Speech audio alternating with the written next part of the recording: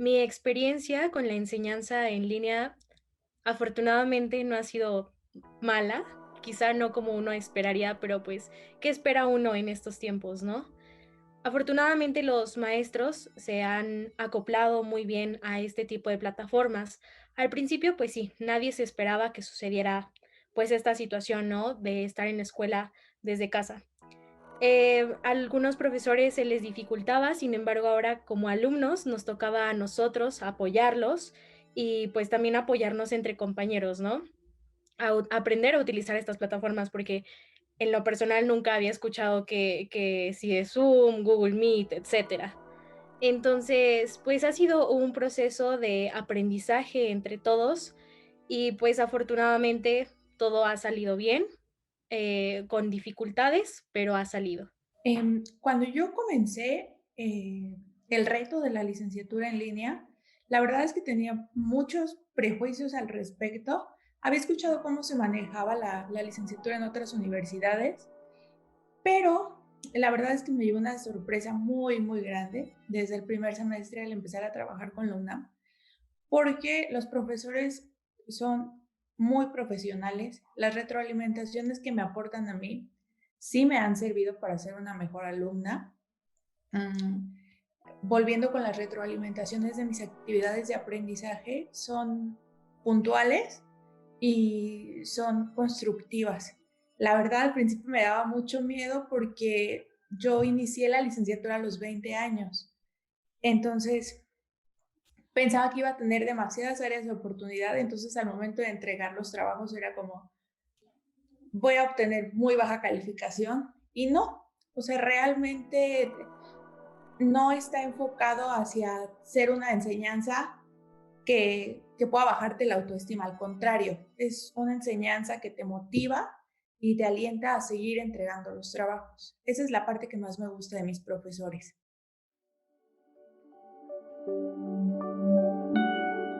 Hola, bienvenidos a la tertulia de educación a distancia de la Coordinación de Universidad Abierta, Innovación Educativa y Educación a Distancia de la Universidad Nacional Autónoma de México. En esta ocasión exploraremos el tema de algunos consejos y sugerencias para enseñar a distancia y no fracasar en el intento. Para discutir este tema contamos con la presencia de tres distinguidos colaboradores. En primera instancia está la doctora María del Carmen González Videgaray. Ella es doctora en Ingeniería y maestra en Educación por la Universidad de Anáhuac, así como actuaria por la UNAM. Ha realizado investigación postdoctoral en la Universidad de Anáhuac sobre la independencia intelectual de los universitarios en el siglo XXI, muy pertinente para el momento, y es profesora titular definitiva de tiempo completo de la Facultad de Estudios Superiores Zacatlán, en actuaría, matemáticas aplicadas, computación, especialización en tecnología digital para la enseñanza de las matemáticas y tutora del posgrado, investigadora nacional nivel 1. Bienvenida, doctora Mari Carmen. Muchísimas gracias. Y también nos acompaña la doctora María Luisa Zorrilla Bascal. Ella es doctora en educación por la Universidad de East Anglia del Reino Unido, maestra en comunicación por la Universidad Nacional Autónoma de México y licenciada en comunicación por la Universidad del Noreste, en Tampico, Tamaulipas. Es profesora investigadora asociada C, adscrita al Instituto de Ciencias de la Educación de la Universidad Autónoma del Estado de Morelos. Sus líneas actuales de investigación son tecnologías, formación y modos de aprendizaje, políticas, organización y trabajo académico. Bienvenida, María Luisa. Gracias. Y por último tenemos al maestro Juan Carlos Robles Ríos. Él es licenciado en Relaciones Internacionales por la UNAM y maestro en Finanzas por la Universidad de Anáhuac. Tiene muchos años trabajando con proyectos financiados por organismos financieros internacionales y ha sido tutor en cursos y diplomados a distancia en la UNAM, con el entonces gobierno del Distrito Federal y en la Secretaría de Hacienda y Crédito Público y en varias organizaciones a nivel nacional e internacional. Actualmente es profesor del Sistema de Educación Abierta y a Distancia de la Facultad de Economía de la UNAM, Juan Carlos. Muchas gracias por estar con nosotros. Pues en este primer bloque lo que les preguntaría a ustedes sería, pues ¿cómo vivieron ustedes personalmente la enseñanza de la pandemia en estos meses que han pasado y cuáles han sido sus principales retos como profesora o profesor? Mari Carmen. Con mucho gusto. Bueno, yo comencé en marzo de este año cuando arrancó la contingencia con un modelo muy bonito que no sé si a alguno de ustedes le tocó también utilizar, que era el modelo HCP, hágale como pueda. Entonces, verdaderamente nos lanzaron al ruedo a dar clases de educación en línea sin tener la preparación, la infraestructura, de una manera completamente brusca, ¿no? Fue muy interesante porque afortunadamente para mí tenía yo antecedentes de dar cursos en línea, cursos semipresenciales, tengo un diplomado en ambientes virtuales y objetos de aprendizaje que ya tiene pues más de 10 años. Entonces, pues afortunadamente no caímos en blandito, no fue tan terrible el asunto, ¿no? Pero sí fue un momento muy complicado donde realmente, pues en primera instancia no sabíamos exactamente cómo modificar, con qué herramientas contar. Poco a poco se abrió un abanico tremendo de herramientas, pero creo que básicamente el reto o mi reto personal pues fue mantener la calidad de la educación presencial en línea, que no bajara para nada, que fuera exactamente el mismo contenido, la misma calidad, la misma pertinencia que la educación presencial. Eso sería. Muy bien, Mari Carmen. Pues María Luisa, ¿tú cómo lo viviste? Pues yo soy muy afortunada porque realmente, bueno, por un lado, en la UAM, en la Universidad del Estado de Morelos, hemos estado implementando algo que hemos denominado la formación multimodal desde hace 10 años. Precisamente en 2020 se cumplen 10 años de multimodalidad. Y como comentabas en la presentación, yo soy profesora en el Instituto de Ciencias de la Educación. Entonces ya las licenciaturas, por ejemplo, yo doy clase en licenciatura y en posgrado. En la licenciatura ya se han incorporado desde hace mucho algunas materias híbridas y virtuales. Como yo también tengo una responsabilidad como funcionaria en la universidad, desde hace años yo doy una materia virtual porque me queda pues mejor para acoplar con mis otras responsabilidades. Entonces mi materia ya era virtual, yo doy una materia que se llama uso de las TIC en la educación, ya estaba diseñada, montada en plataforma, o sea, yo ya la daba virtual. Entonces, pues yo continué como si nada, ¿no? En licenciatura. Y en posgrado, en mi seminario normalmente también lo hago híbrido. Entonces tengo una sesión presencial y una sesión que es actividad en plataforma. Ya lo tenía yo así diseñado y cuando empezó la contingencia, pues lo que hice fue que cambié mis sesiones presenciales por sesiones en Zoom, bueno, después en Meet, pero bueno, en videoconferencia, ¿no? Entonces, en este sentido, para mí en la transición, pues sí fue muy afortunada, pero también es porque mi función, ahora sí que como funcionaria, yo estoy a cargo del área en la universidad que se llama EUAM, que es precisamente el área que se encarga de la formación multimodal. Entonces, pues para mí ya era una forma de vida trabajar así y pues solo fue pues continuar, ¿no? Entonces, en ese sentido, pues creo que he sido muy afortunada, pero bueno, yo sé que muchos colegas en la misma Universidad Autónoma que no se habían lanzado a la multimodalidad les tocó estar en el modelo, ¿cómo era? Hágalo como puede, HCP, ¿no? Les tocó en el mismo modelo de Mari Carmen, sí, gracias. Sí, como si eso de sálvese quien pueda, háganle como podamos, siempre es todo un reto. Juan Carlos, pues, ¿tú cómo lo viviste? Bueno, pues buenas tardes a todos. Pues miren, en el sistema de universidad abierta y a distancia, hacer estrategias educativas para enseñanza a través de una plataforma educativa es parte de nuestra labor cotidiana, ¿verdad? Sin embargo, la pandemia nos introdujo en un ambiente de incertidumbre por el simple hecho de enfrentarnos a algo desconocido, ¿no? Algo que alteró el orden y que afectó todo este sistema que ya traíamos muy hecho de administración, de operación, de dar las clases, etcétera. Entonces, eh, además sumándole que los efectos emocionales que cada quien enfrenta de forma diferente en el marco de la pandemia, pues yo diría que fueron aspectos que de una u otra manera pues nos fueron afectando.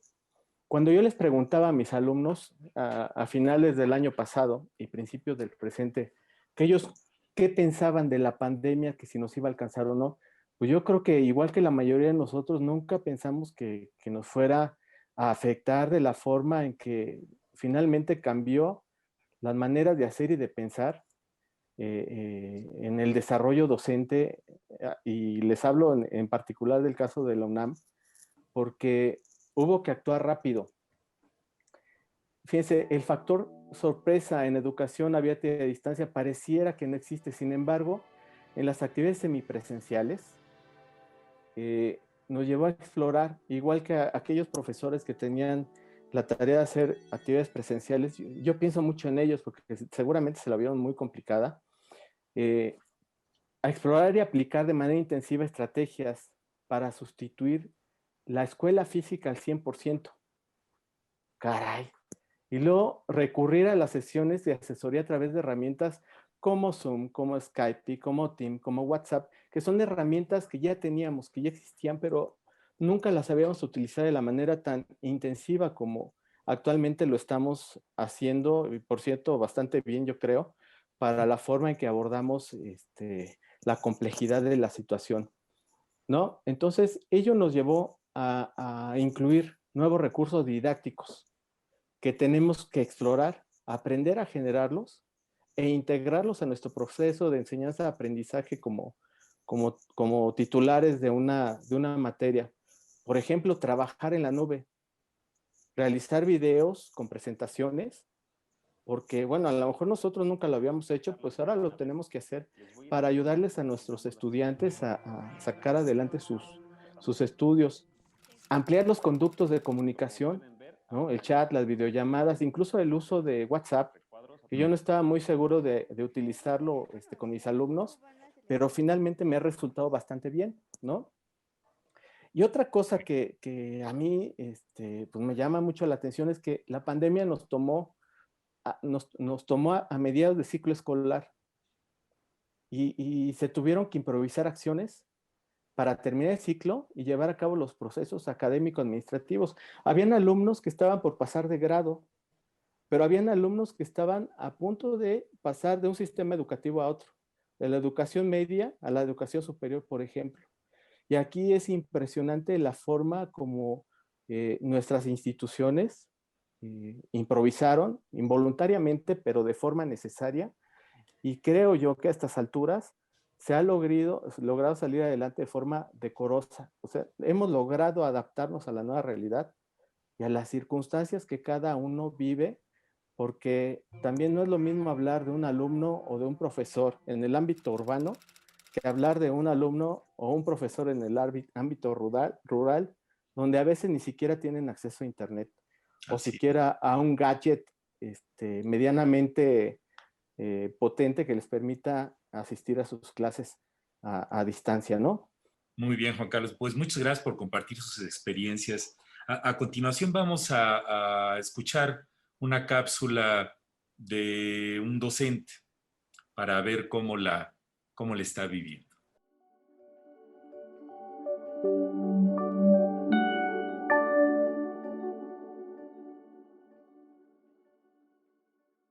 Pues lo que trato de hacer es como más dinámicas las clases, ¿no? No pasar de la clase seminario tradicional a que ellos sean como más colaborativos y tengamos 2 o 3 actividades durante el tiempo de la clase para que no se me aburran, hacer dinámico y fomentar la participación. De repente hago 2 o 3 actividades y le cambio a la tercera, ¿no? O de repente te llega la inspiración y dices, ay, mejor por acá le llego. Me gusta que hagan también, no les he dejado hacer videos, pero pretendo que hagan videos, que hagan entrevistas, por ejemplo, un poquito lo que estamos haciendo nosotros, que eso no lo hacen y que podría resultar interesante, ¿no? De repente platicando con compañeros docentes captas ideas y jalas ideas de, sí, podría pedirles una fotografía que visualice tal cosa, que el tema se aterrice de tal manera, pero creo que es lo que yo puedo hacer. Otro de mis impedimentos muy fuertes es que de repente a los chicos mi percepción general es que de repente creen que tomar clases en línea es como informal y como que no van a aprender nada y no se dan cuenta que también es disposición de ellos desde hacer lo que estamos haciendo, ¿no? Llegar, sentarte, estar dispuesto a trabajar.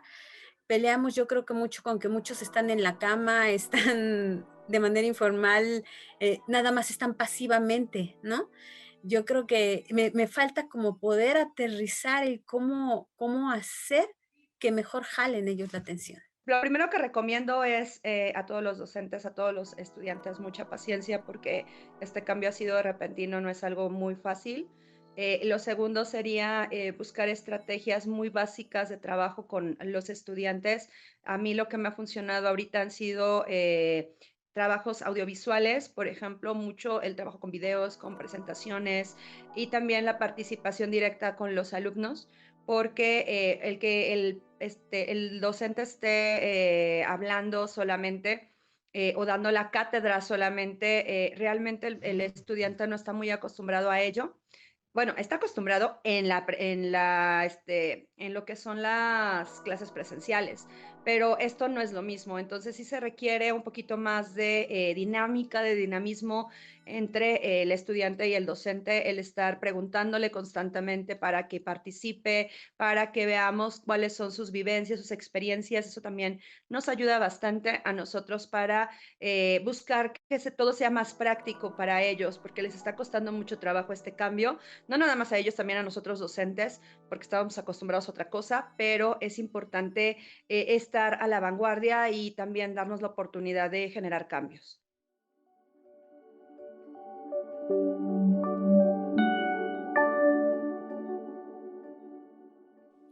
Estamos de regreso en la tertulia sobre educación a distancia de la Universidad Nacional Autónoma de México. Estamos comentando con nuestras amigas y amigo pues cómo la han vivido como docentes, ¿no? En otros episodios hemos tenido historias casi de terror de cómo la han vivido algunos profesores en nuestro país y en general en todo el mundo, en términos de que de repente se vieron envueltos en este tsunami educativo y la mayor parte de los profesores, por una serie de circunstancias, no habían tenido la experiencia que ustedes han tenido ya por varios años utilizando esta modalidad a distancia. Y cada vez que hablamos de esto con profesores, ellos quieren saber, bueno, ¿cómo le hago? Díganme cosas prácticas, no quieren que les demos una conferencia gigantesca sobre toda la ciencia pedagógica de la educación en línea y quieren sugerencias, tips. Yo les preguntaría a ustedes qué sugerencias, tips y consejos le darían a nuestros colegas que están viviendo ahorita la educación a distancia. Empezaríamos con María Luisa. Muchas gracias. Yo creo que en este contexto podemos aprender mucho de lo que por años se ha hecho en educación a distancia. Creo que es el momento de capitalizar esos aprendizajes, ¿no? Entonces, mis sugerencias o consejos serían pocos, pero importantes, creo. Lo primero es que sí se animen a usar una plataforma educativa o lo que se conoce como un entorno virtual de aprendizaje. Que puede ser, bueno, pues en la universidad, por ejemplo, donde yo estoy, hemos usado por mucho tiempo Moodle, pero ahora con todo esto, pues también la gente ha empezado a usar Google Classroom o están usando Teams o hay gente que usa Edmodo, o sea, hay diferentes soluciones. Y también dependiendo de cuál sea la política en la institución, ¿no? En algunas instituciones está indicado usar una en particular, en otras les dan libertad de usar la que mejor les funcione, pero creo que sí es importante usar estas plataformas porque en realidad son metáforas de lo que es el aula presencial y tienen todos los elementos para que funcionemos como funcionamos en un aula física. Entonces nos ayudan mucho a organizar el trabajo con los estudiantes. Entonces esa sería una primera idea y que utilicemos lo que yo pensaría que son como las tres patas del banco de la educación a distancia, ¿no? Que por un lado son los contenidos, por el otro lado son las actividades y por el otro lado es la comunicación. Entonces, en los contenidos yo les sugeriría que busquen contenidos atractivos. Hay muchísimo disponible en la red, hay muchos recursos educativos abiertos que podemos utilizar. No tenemos necesariamente que ponernos a producir todo desde cero, hay muchas cosas utilizables y para esto sirve hacer lo que se llama curaduría, ¿no? que es buscar y verificar que esos recursos sean confiables, que sean valiosos para utilizarlos. Entonces, eso sería darle variedad en el tema de contenidos y no pensar que el contenido depende de nosotros y que hablemos horas y horas frente a la cámara en sesiones interminables de videoconferencia.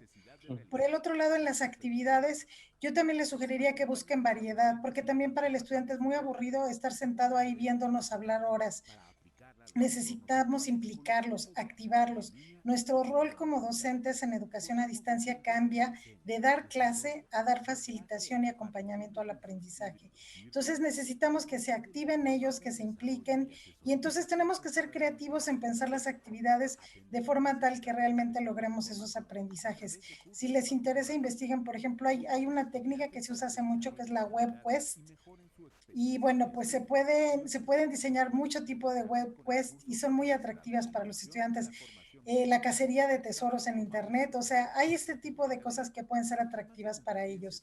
Y por el último, la comunicación. Hace un momento Juan Carlos decía que se había percatado que usar WhatsApp y usar otros medios para estar en contacto constante con los estudiantes era importante.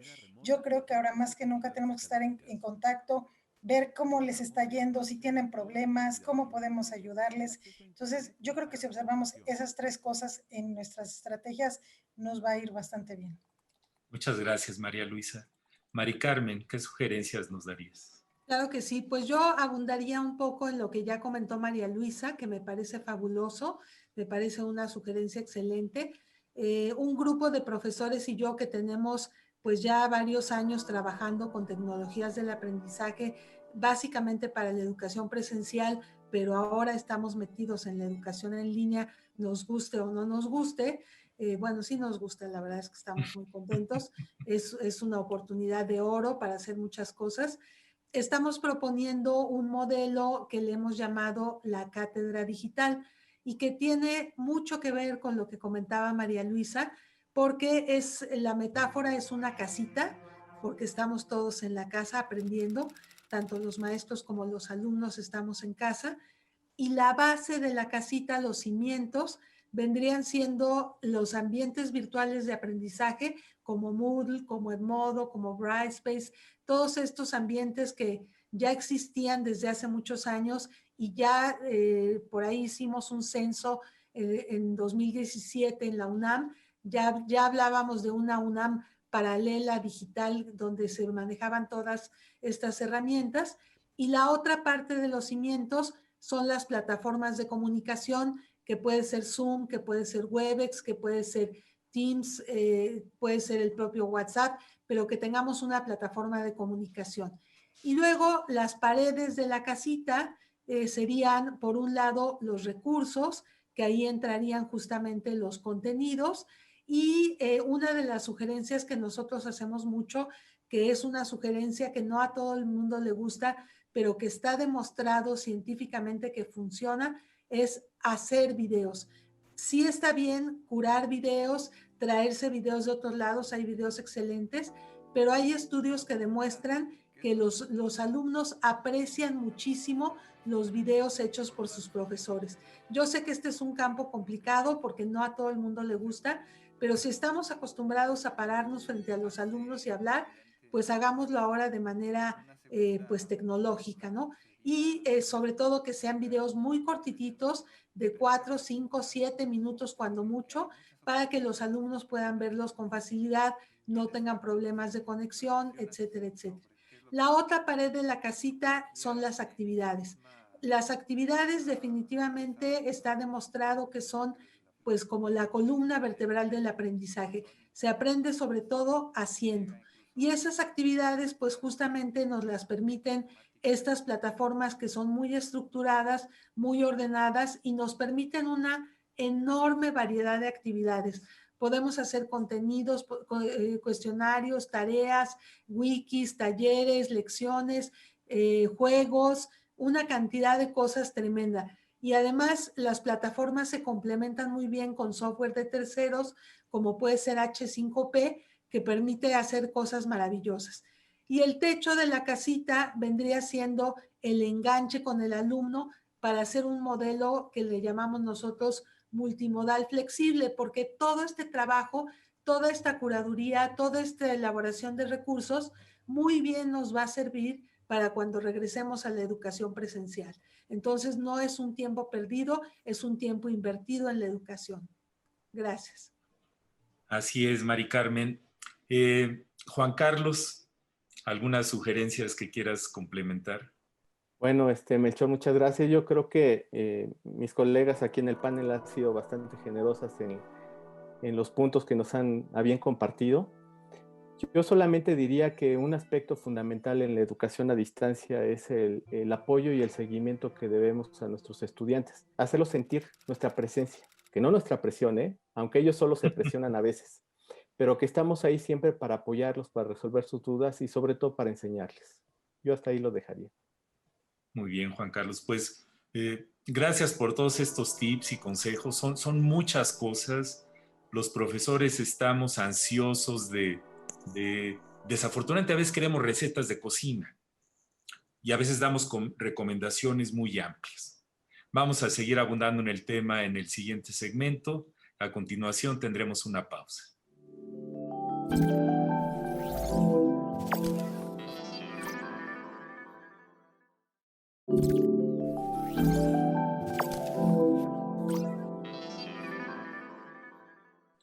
Estamos en la tertulia de educación a distancia platicando sobre algunos consejos para los profesores en la educación durante la pandemia. Todo lo que hacemos los profesores es por los estudiantes. Los estudiantes ahora sí que son los que nos viven, nos gozan o nos sufren. Están en cierto sentido en nuestras manos virtuales, como acostumbramos decir a veces, y tenemos una responsabilidad gigantesca con ellos. ¿Qué les dirían ustedes a los estudiantes para enfrentar el reto?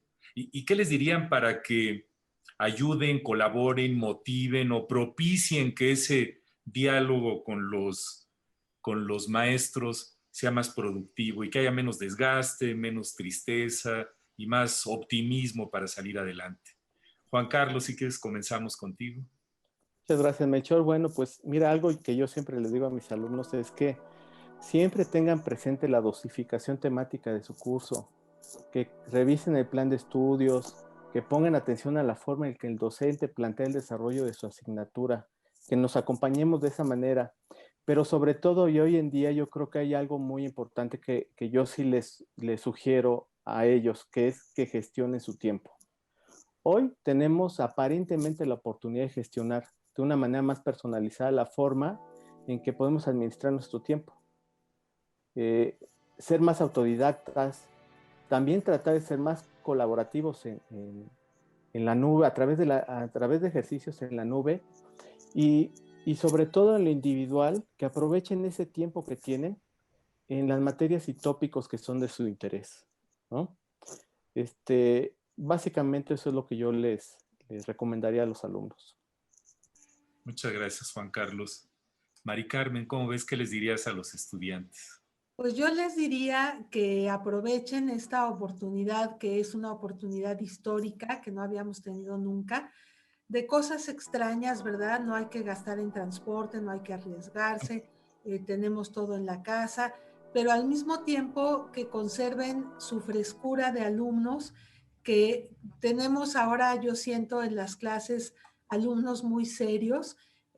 Mi experiencia es curiosa porque es un poquito diferente en la licenciatura que en el posgrado. En la licenciatura tengo 30 alumnos en el grupo y tengo 30 cámaras cerradas. En cambio, en el posgrado los alumnos abren sus cámaras y dialogan y participan mucho, pero en la licenciatura lo siento un poco retraídos, un poco tímidos, les cuesta trabajo abrir el micrófono.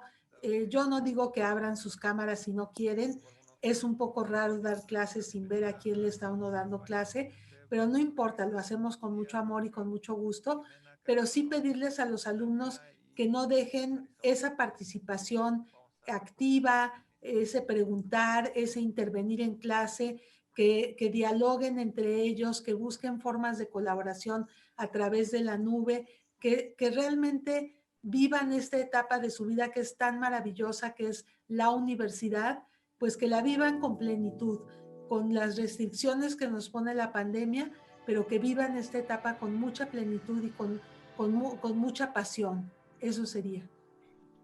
Muy bien, Mari Carmen. Pues María Luisa, los estudiantes tienen unos retos gigantescos, ¿no? Nosotros, como quiera que sea, ya pasamos una serie de etapas y a veces ellos sienten que nosotros les decimos, pues sí, yo ya pasé por donde tú estás, échale ganas, pero en esta situación sí requieren pues de orientación. ¿Qué les dirías a los estudiantes? Pues yo los invitaría a implicarse de forma auténtica, genuina, muy comprometida con su aprendizaje. A mí cuando empezó todo esto me preocupó un poco, escuchaba yo a la directora del instituto donde estoy que decía, es que hay chicos que se están dando de baja porque dicen que no aprenden así. Entonces, es esta postura pasiva y de dependencia, ¿no? Es decir, es que necesito que me lo explique el profesor y así por pedacitos y me lo dé en la boca, ¿no? Están a veces acostumbrados a esa dependencia y este cambio pues pone el foco sobre ellos en términos de su responsabilidad y de su autogestión en el aprendizaje. Entonces, en este sentido, yo sí les diría, hagan lo que les toca hacer a ustedes, cumplan con su parte del trato, ¿no? Entonces, por ejemplo, en el diseño de mi materia virtual, hay que leer estos 2 artículos y con base en eso vas a participar en el foro, vamos a suponer, por poner una actividad muy básica. Entonces, se meten a participar en el foro sin haber leído, ¿no? Porque es evidente, ¿no? Entonces dices, bueno, es que no estás haciendo tu parte del trato. Yo necesito ver que leíste, que procesaste eso que leíste, que lo hiciste propio y que tienes una postura al respecto. Si tú nada más me opinas de lo que piensas, pero sin haber leído nada, pues entonces no estás haciendo tu parte del trato. Entonces, en este sentido, yo eso los invitaría a implicarse y a responsabilizarse más de su aprendizaje, a decirles, lo que aprendas no depende del profesor, no depende de las herramientas que usa el profesor, depende en gran medida de ti, de que tengas ganas de aprender y de que estés comprometido con ese aprendizaje. Todos podemos aprender en estas circunstancias y simplemente es cuestión de que nos decidamos hacerlo y que le dediquemos el tiempo. Eso es lo Así que es. yo les recomendaría y que ayuden y apoyen a sus profesores, a esos profesores que necesitan ese apoyo, esa comprensión, que estén ahí para ellos, ¿no? Entonces, pues eso sería lo que yo propondría. Muchas gracias, María Luisa. Es que una de las palabras claves aquí en lo que han dicho los tres es la comunicación, la tolerancia, la responsabilidad, ¿no? Que son palabras que se dicen con mucha ligereza, con mucha facilidad, pero que ahorita que estamos viviendo esto, es como históricamente a una generación que le tocó, por ejemplo, la Segunda Guerra Mundial o algún evento cataclísmico así que afecta a todo el mundo.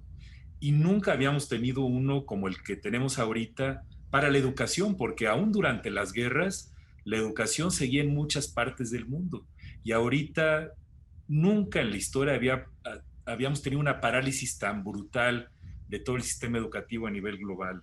Y en cuanto a los estudiantes, eh, es que es inevitable cuando uno ve los hilos de Twitter y se comenta cualquier cosa, que viene toda esta serie de quejas, majaderías, desdén, no estoy aprendiendo nada.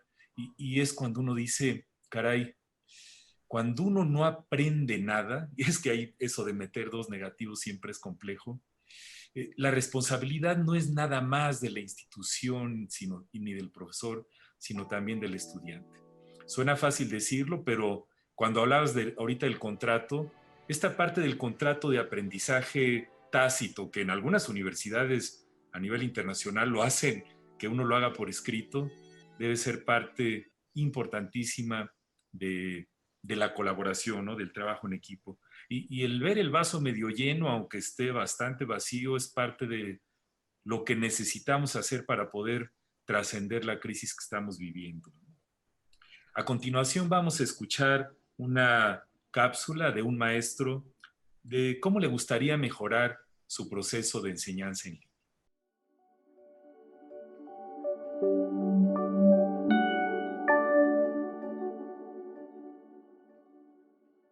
Esto de la enseñanza en línea fue una situación que a todos en el campo docente, sobre todo en el campo docente profesional, nos vino como una ola, ¿no? Nos atacó sin ni siquiera así como que avisarnos, ¿no? Entonces, en cuanto a los medios tecnológicos, pues podíamos tener algún conocimiento muy paupérrimo, debido a que pues nuestro desempeño es más estando en presencia, ¿no? Como el meme del cañón, ¿no? Que era nuestro principal enemigo. Pues tuvimos que entrarle ahora no nada más a la parte de las presentaciones en línea, sino a la generación del producto, a la búsqueda y rastreo de fuentes de información, pero también de plataformas que nos permitieran generar contenidos que fueran atractivos o que nos permitieran desempeñarnos como si estuviéramos en presencia. Y a la par, pensar en una estrategia de enseñanza-aprendizaje que pueda ser aplicable en línea y en el momento, ¿no? Porque hay una gran diferencia entre las clases en línea y las clases a distancia, ¿no? Y en este caso, pues son en línea presenciales. Entonces, no, o sea, generar estrategias que te permitan, o insumos, o aplicaciones que te permitan el trabajo en ese momento.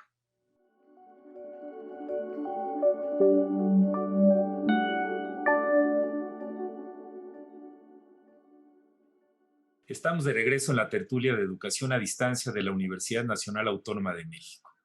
Pues el reto sigue y no se acaba, ya llevamos medio año encerrados y batallando en buena y en mala medida con todos los retos educativos a los que nos enfrentamos. La enseñanza, la evaluación, los grandes problemas socioafectivos tanto de estudiantes como docentes. Pero un papel muy importante lo juegan las instituciones. ¿Qué recomendaciones le darían a nuestras instituciones de educación superior y media superior, públicas y privadas, para que impulsaran y apoyaran a sus docentes en este proceso? Juan Carlos, ¿qué nos podrías decir al respecto? Gracias. Pues mira, yo básicamente en la experiencia que hemos vivido tengo 3 puntos. El primero es y que he visto que han resultado, mantener informada a la comunidad. Yo creo que ese ha sido un gran acierto que han tenido las autoridades, nuestras propias instituciones, el mantenernos informados a través de las plataformas de nuestras escuelas y también a través de medios como WhatsApp, que nuevamente vuelve a aparecer y que pues ha sido uno de las apps que más nos han auxiliado en estos momentos que estamos pasando. El segundo es que hay que promover la capacitación, pero no necesariamente esperar que la institución o las autoridades nos la proporcionen, sino nosotros mismos buscar esa capacitación. Hoy en día hay un número invaluable de cursos de capacitación en línea a los cuales podemos acceder y que lo más maravilloso de esto es que son totalmente gratuitos y que además son de instituciones prestigiadas a nivel nacional e internacional. Entre ellos, bueno, pues desde luego está nuestra Universidad Nacional Autónoma de México. Y otro punto que yo quisiera resaltar para los alumnos es que en el caso de la UNAM y seguramente en otras instituciones, esta institución es muy noble porque pone a nuestro servicio una serie de beneficios que muchas veces no utilizamos y ni conocemos. Siendo miembro de la comunidad de UNAM, incluso hay una plataforma accesando y sacando nuestro correo electrónico con nuestro número de cuenta o con nuestro número de empleado y tenemos acceso a muchos beneficios. Uno de ellos, por ejemplo, solamente por poner un ejemplo, es la paquetería de El Suite, de esta empresa muy famosa de software, de ofimática, que es Microsoft, que muchos alumnos me han dicho, caray, yo no sabía eso. O la otra, tener acceso a Internet en el campus universitario, hay muchos que no lo tienen. Entonces, hay que usar lo que pone a nuestro servicio las instituciones. Y finalmente, yo creo que tenemos que hacer un proceso colectivo, reflexivo, como el que las doctoras hace un rato nos compartían, que me pareció muy interesante, sobre mecanismos para el apoyo tanto a docentes como a alumnos, para pues seguirnos fortaleciendo en este proceso de aprendizaje que hemos tenido que asumir de manera pues urgente, ¿no? Con la contingencia de la pandemia. Esos serían mis puntos. Gracias, Juan Carlos. María Luisa. Gracias. Pues como comentaba hace un momento, nosotros desde hace tiempo hemos estado trabajando en esta idea de la multimodalidad y yo pienso que sí habría que estar pensando de esa manera desde ahora y al futuro en términos de diseñar nuestra docencia pensando en que los escenarios pueden cambiar. Se ha hablado mucho de la flexibilidad curricular, pero muy poco se ha hablado de la flexibilidad modal. Entonces, precisamente diseñar o pensar para la multimodalidad es decir, ok, ahorita estoy dando mi clase en presencial, pero ya uso una plataforma para apoyarme de diferentes maneras y si la situación cambiara, yo fácilmente podría mudarme a esa plataforma que ya he venido construyendo y seguir con mi docencia. Eso es pensar en la multimodalidad, eso es pensar en la flexibilidad. Y esto es algo que creo que desde la institución, desde la política institucional, tendría que empezarse a construir para que futuras contingencias como esta y de órdenes diversos que ni siquiera nos imaginamos, pues podamos responder en forma mucho más ágil, eficiente y adecuada, ¿no? Eso por un lado. Por el otro lado, pues yo sí creo que es muy importante que las instituciones capaciten a sus profesores y a sus estudiantes, porque es curioso, creemos que los chicos son la Next Generation y que son nativos digitales y todos estos términos ya acuñados, pero también ha habido mucha crítica a esto y también se dice que son nativos de redes sociales y videojuegos, que es lo que saben usar, ¿no? Pero de pronto, pues veíamos en uno de los videos, ¿no? Que una chica decía, es que yo no sabía nada de esto de Zoom y de Meet, y ni de Moodle, ni de, o sea, de estas cosas no conocían. Entonces, los alumnos también necesitan capacitarse para usar estas herramientas. Entonces, que la institución lo ofrezca, pero como bien dice Juan Carlos, también que busquen por su cuenta capacitarse y que también pensemos que la cultura digital no es nada más competencias tecnológicas. Cultura digital también tiene que ver con saber discernir qué información es confiable de la que no lo es, tiene que ver con conocer cuáles son nuestros derechos y obligaciones como usuarios de las redes, tiene que ver con una convivencia pacífica y respetuosa entre las personas sin importar que sea en la virtualidad. O sea, tiene que ver con muchas habilidades de proteger nuestra identidad, nuestros datos personales, tantas cosas. No es nada más hablar de competencias tecnológicas. Como instituciones tenemos que pensar en construir esta cultura digital. Nosotros en la UAM tenemos desde el 2016 un programa de cultura digital. Hemos estado haciendo precisamente MOOCs. Tenemos uno muy exitoso de búsqueda en Internet para universitarios. Tenemos uno de curaduría de recursos educativos, uno de literacia informacional contra las noticias falsas. Estamos trabajando en una narrativa digital. O sea, hay que nutrirse de esta cultura digital para ser realmente un ciudadano digital cuando tengamos que serlo, como nos tocó serlo ahora. Y bueno, pues si las instituciones pueden fortalecer sus áreas a cargo de todo esto, deberían hacerlo en personal y en infraestructura, porque yo lo veo en el área en la que yo estoy a cargo en EUAM, pues no es lo mismo operar una operación pequeña a de pronto operar para toda la universidad. Entonces, la verdad es que el área en la que estamos nosotros se ha sobrecalentado muchísimo porque no estábamos preparados para este tamaño, para este volumen de operación. Entonces, pensando en escenarios como este, sí sería importante que las instituciones fortalecieran estas áreas para que pudiéramos, bueno, para poder dar una respuesta pues adecuada ante situaciones de emergencia como esta. Eso Muy sería bien. pues lo que yo sugeriría. Ay, María Luisa, ¿cuántas cosas tenemos que hacer? Mari Carmen. Bueno, para seguir engrosando la lista de cosas por hacer, creo que una de las cosas maravillosas de la UNAM y para mí verdaderamente admirable es que siendo gigantesca la UNAM, siendo una universidad de más de 300,000 alumnos, pues hemos podido ser flexibles. Eso es increíble. A mí me llama mucho la atención que hemos tenido exámenes profesionales, que ya podemos emitir documentos de manera digital, con firmas digitales. Creo que esta recomendación primera que yo haría sería continuar con esta flexibilidad llevada a más campos, ¿no? Que en un momento dado, por ejemplo, ahora que se hablaba de la multimodalidad, no había flexibilidad para pasar de la educación en línea a la educación presencial y de pronto todos pasamos a la educación en línea sin querer. Entonces, creo que es importante ir viendo estas opciones de multimodalidad, de flexibilidad, de adaptación, que realmente en una universidad tan grande, yo lo entiendo, son muy difíciles, pero que creo que se están haciendo bien y se están llevando a cabo pues con mucha inteligencia para hacer cosas con seguridad, con precisión, pero que sigan siendo flexibles. Eso me parece sustancial. Otra cosa que me preocupa es que no burocraticemos la pandemia.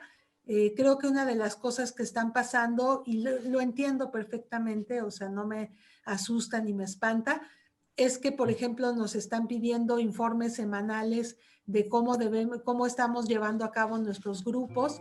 Y bueno, esto está bien, o sea, creo que para la institución es muy importante saber qué está sucediendo, pero hay que buscar como mecanismos más puntuales para saber qué es lo que está pasando, ¿no? A mí se me ocurre que a lo mejor en lugar o además de pedirle a los maestros un informe semanal de cómo estuvo su clase durante la semana, pudiéramos, por ejemplo, hacer algunas entrevistas, muestreos aleatorios con los alumnos y preguntarles a los alumnos cómo estás llevando tu clase, qué te dijeron tus profesores, un sondeo pues más humano, más cálido, que mandar una lista en el Zoom.